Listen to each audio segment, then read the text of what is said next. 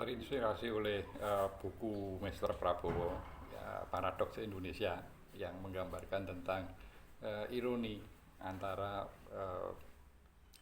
kondisi alam yang kaya raya dengan catatan masih banyaknya jumlah masyarakat miskin yang ada di Indonesia.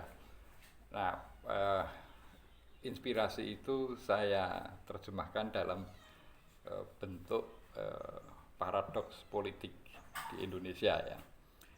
Kalau saya menggunakan kaos PAN ini bukan berarti saya anggota PAN atau simpatisan PAN, bukan. Ini pemberian teman saya yang nyalek di PAN, ya. Kaos tidak ada yang salah, apapun warnanya, apapun gambarnya, kaos tetaplah kaos, gitu ya.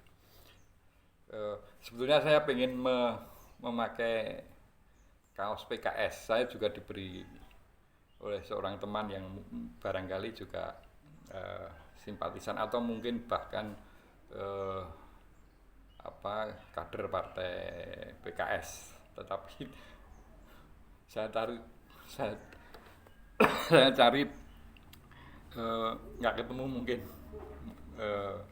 masih di cucian, ya. Ini untuk menggambarkan suasana partai yang sekarang sedang ramai dibicarakan di platform media apapun, ya. Saya sebut sebagai paradoks politik itu karena masyarakat yang sebetulnya, atau rakyat yang sebetulnya sebagai boleh dikatakan penguasa tertinggi dalam percaturan politik, itu akhirnya tidak bisa mendesak partai politik untuk agar sejalan dengan aspirasi rakyat. Ini kalau kita lihat fenomena yang sangat mencolok itu di PKS. Kebetulan tadi pagi saya membuka platformnya PKS di X, ya, di X atau Twitter dulu, di mana Ahmad Saiku setelah deklarasi Ridwan dan singkatannya Rawon, begitu ya, itu memperoleh tanggapan 300.000 lebih. Dan saya scroll sampai ke bawah, itu isinya itu bukan istilahnya setuju atau memuji apa yang disampaikan oleh Ahmad Saiku, tapi justru ungkapan kekecewaan. Nah, ini artinya respon ini kan respon dari masyarakat yang saya duga adalah simpatisan PKS. Kenapa justru simpatisan PKS kecewa? Karena apa yang digambarkan oleh simpatisan PKS itu atau diinginkan oleh simpatisan PKS di pemilu kada di DKI itu tidak memasang Anies, gitu ya, tidak mengusung Anies. Ini terjadi kekecewaan yang luar biasa, dan ini sangat ramai di media sosial.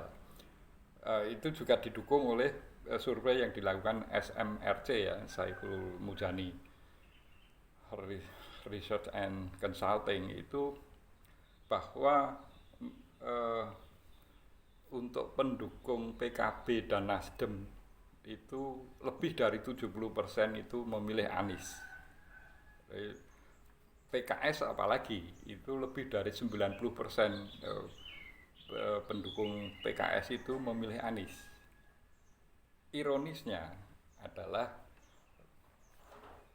baik Nasdem, PKB, bahkan PKS itu tidak mengusung Anies. Ini kan paradoks, gitu ya, situasi yang paradoks.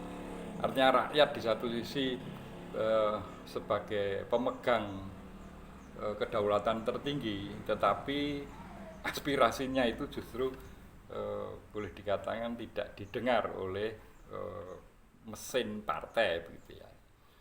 Padahal partai kan diharapkan menghasilkan baik itu di jajaran legislatif maupun eksekutif itu sesuai dengan apa yang diharapkan oleh masyarakat. Saya kira tidak hanya di PKS, di ya terutama 3 contoh tadi, Nasdem maupun PKB yang pada Pilpres yang lalu sudah sedemikian bergelora gitu ya untuk mendukung Anies, ternyata dalam perjalanannya itu harus mengikuti pragmatisme atau kalkulasi pragmatis politik, dan itu bisa diduga terkait dengan analisis dari kalau saya obrolan kemarin dari Richard Robinson maupun Jeffrey Winters. Ini yang kalau kita tarik lagi apa yang terjadi dalam peta politik Indonesia itu masih jauh dari harapan Soekarno bahwa kita punya kedaulatan secara politik. Boleh jadi itu sebagai akibat dari ketidakmandirian secara ekonomi. Salam konstitusi.